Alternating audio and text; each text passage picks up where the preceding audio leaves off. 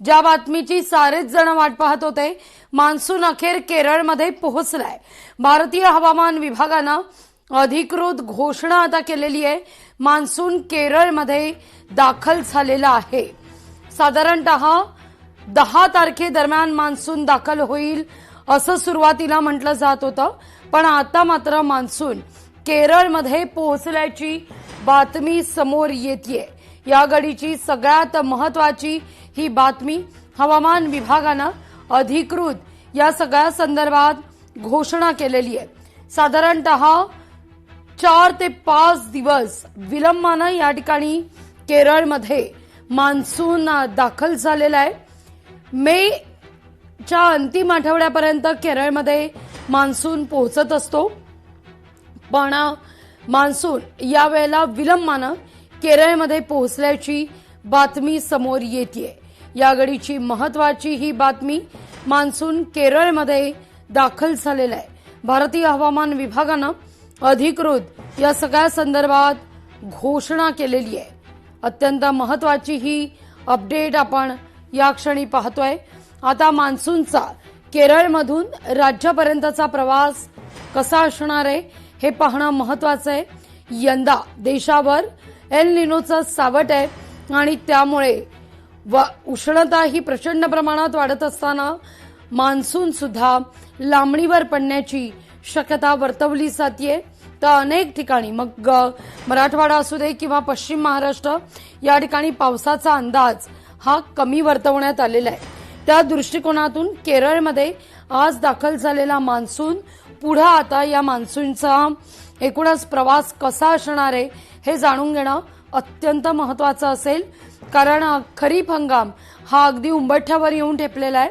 अशातच मान्सून आणि मान्सूनचा एकूणच कार्यकाळ हा अत्यंत महत्वाचा मानला जातोय।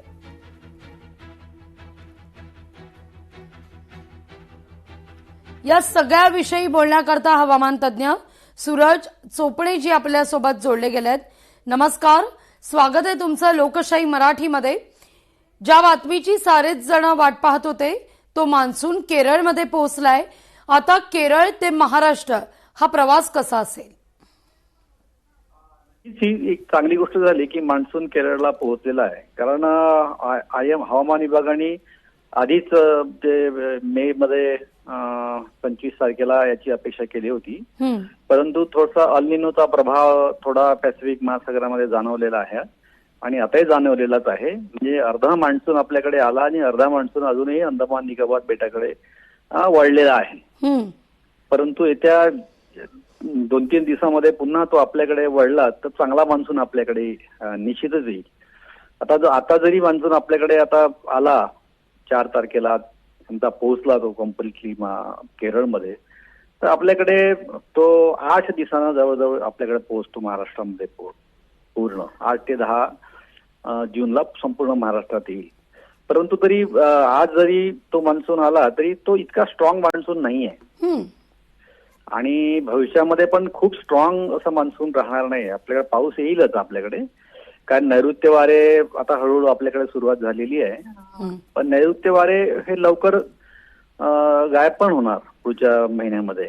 तेव्हा आपल्याकडे बंगालच्या उपसागरामधून येणारे वारे आणि अरबी समुद्रातून येणारे वारे हेच आपल्याला मान्सून आपल्याला पूर्ण करतील अशी अपेक्षा आहे, कारण गेल्या दशकामध्ये अशाच प्रकारची घटना घडलेली आहे। नैऋत्य मान्सून जवळजवळ तो आपल्याकडे आता कोलॅप्स, म्हणजे 50% तो कोलॅप्स झालेला आहे तो। अगदी सुरेशजी, तुम्ही म्हणताय की साधारणतः केरळ ते महाराष्ट्र हा 8 दिवसांचा कालावधी लागतो मान्सूनच्या प्रवासाकरता। जनरली 8 जूनला आपण आजवर अनेक वर्ष मुंबईमध्ये किंवा महाराष्ट्रात पाऊस आल्याचं पाहिलेलं आहे। आज यावर्षी मात्र अल निनोचं सावट हे भयंकर आहे, त्यामुळे ही तारीख हुकण्याची शक्यता वर्तवली जाते। सगळ्यात महत्वाचं, 8 दिवसांनंतर मान्सून जर महाराष्ट्रात दाखल होत असेल तर केरळ, गोवा, कोकण, त्यानंतर मध्य महाराष्ट्र, पश्चिम महाराष्ट्र असा कसा त्याचा प्रवास असणार आहे, कसा तो व्यापत जाईल, तारखेनुसार काही अंदाज?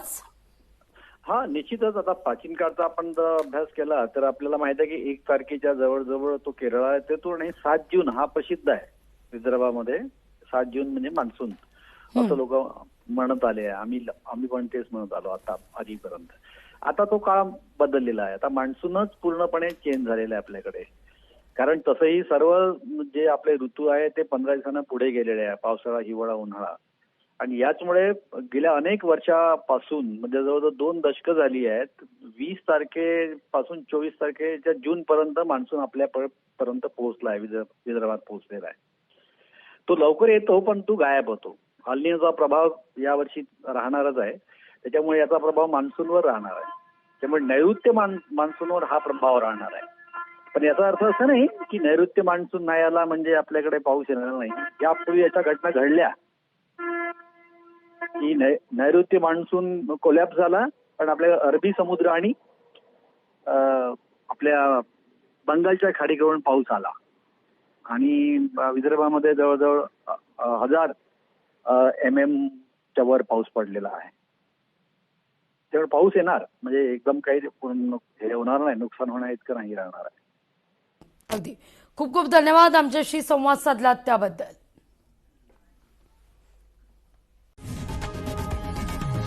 लोकशाही मराठी ऐका, पहा, जागरूक रहा.